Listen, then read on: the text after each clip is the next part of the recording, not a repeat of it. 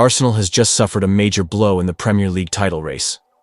Their top scorer is officially out for the rest of the season after sustaining an injury during training in Dubai just a few days ago. He was the biggest hope in Arsenal's attack, but now he will be sidelined. At a time when the team needs him most, Arsenal fans are feeling lost. Some have even prematurely congratulated Liverpool on winning the title on social media. Bitter fans are admitting that the race is practically over. Arsenal is running out of steam at the most crucial stage of the season, and this time, there's no one to blame but themselves. They failed to sign a striker in the January transfer window. Can Arsenal hold on in the title race? Or is this going to be another season where they collapse just before the finish line? Will Mikel Arteta find a solution? Or will February once again be a nightmare? This is a real disaster. Within just over a month, Arsenal has lost almost their entire attacking lineup, and that's just cruel. The last match ended in tragedy as Bukayo Saka had to undergo surgery due to a ligament injury, and Martinelli also joined the injury list. Arsenal still had an in-form player, Carabao, but during a training session in Dubai, Havertz suddenly collapsed. There was no tough tackle, no violent challenge, just a misstep while running. Not long ago, Arteta was praising the incredible fitness of the German forward, dismissing concerns about overwork. Arsenal didn't bring in another striker in the winter transfer window, and that is truly unfortunate because Havertz is a real machine. He has incredible stamina, agility, and is always ready to do whatever is asked. Pressing, challenging, constant movement. When things are going well, no one wants to change them. But now, this machine is sidelined for the rest of the season. A shocking loss. Arsenal has just lost their top scorer with 15 goals. With his goals and assists after 34 matches this season, Havertz is also the fifth most used player since the 2023 to 2024 season. No other Arsenal player has hit double digits in goals, and no one else possesses his pressing ability, tactical movement, and space-creating skills. No one can hold up the ball and serve as a pillar in crucial matches like Havertz. What's even more worrying is not just losing Kai Havertz, but the fact that Arsenal no longer has a reliable striker.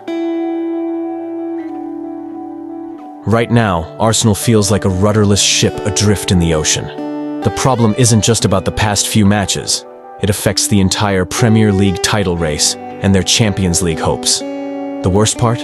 This isn't the first time Arsenal has found themselves in this situation. Memories of the 2022 to 2023 season resurface, when Arsenal once led Man City, but collapsed towards the end due to William Saliba's injury. In the 2021 to 2022 season, they had a Champions League spot within reach, but then suffered painful defeats to Tottenham and Newcastle because of Thomas Partey's injury.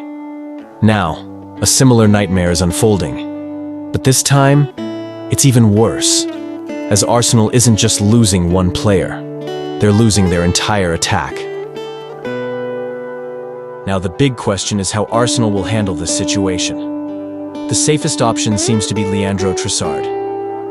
The Belgian forward isn't a natural striker, but he has played that role at Brighton and Arsenal during his first season at the Emirates. When deployed as a number 9, he had an impressive run, contributing 8 assists in just a few matches. However, the issue is that Trossard has never been able to maintain consistency as a center forward.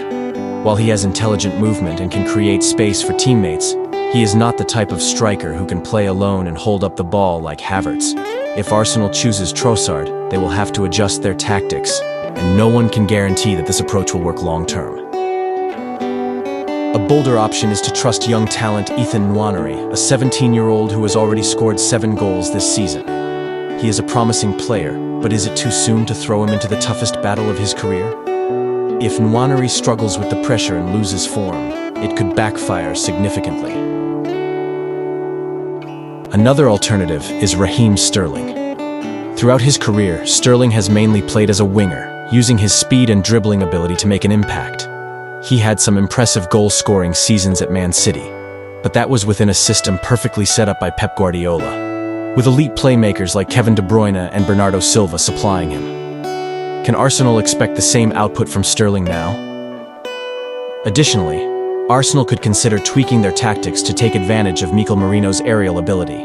The Spanish midfielder has the ideal physique, is strong in aerial duels, and could play a false nine role in a more direct long ball system. Shifting from a tight possession game to a more direct approach is certainly an option worth considering. If none of these solutions work, Arsenal still has the option of signing a free agent striker. They have 3 available slots in their Premier League squad, meaning they could sign a player outside the transfer window. However, names like Diego Costa, Maxi Gomez, Mariano Diaz, and Carlos Vela are all past their prime or struggling with form. Furthermore, even if Arsenal signs one of them, they won't be eligible to play in the league due to registration rules. Havertz's injury is truly a game-changing blow for Arsenal. They no longer have a real striker, and all backup options are questionable. The gap between Arsenal and Liverpool in the standings is widening, and the Gunners are at risk of collapsing at the worst possible time. With a packed schedule in February and March, including tough fixtures against Man United, Chelsea, Nottingham Forest, and Champions League matches, if Arteta doesn't find a solution, Arsenal could lose everything. More importantly, the biggest lesson from Havertz's injury isn't just about its impact on this season. It's about what Arsenal must learn for the future. Mikel Arteta has built a stronger and deeper squad than in previous years, but there's still a major flaw. The team lacks a reliable backup plan for the striker position. While rivals like Manchester City and Aston Villa strengthened their squads during the winter transfer window, Arsenal chose to wait for long-term targets.